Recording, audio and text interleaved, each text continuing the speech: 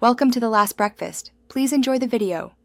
In this video, I will explain how to cook with cast iron. First, let's talk about seasoning. Before you even think about cooking, make sure your pan is well seasoned. Apply a very thin, even layer of a high smoke point oil, like flaxseed or grapeseed oil, to the entire pan, inside and out. Then, bake it upside down in an oven at 450 degrees Fahrenheit for 1 hour. Let it cool completely in the oven afterwards. This creates a natural, non-stick surface. Cooking with cast iron is a joy once you get the hang of it. Always preheat your pan slowly over medium heat for about 5 to 10 minutes. This ensures even heat distribution.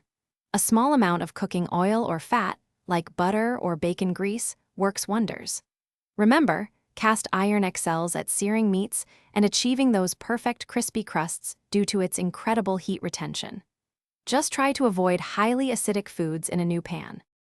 Cleaning your cast iron properly is crucial for its longevity. Always clean it immediately after use while it's still warm. Scrape off any food residue with a stiff brush or a pan scraper. You can use hot water and a tiny bit of mild soap if needed, but steer clear of harsh detergents. The most important step is to thoroughly dry the pan on the stovetop over low heat for a few minutes to prevent any rust from forming.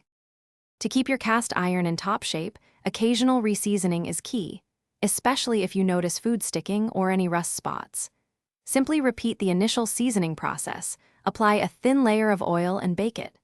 When storing, always keep your pan in a dry place to prevent moisture buildup. If you stack your pans, place a paper towel or a thin cloth between them to protect that precious seasoned surface.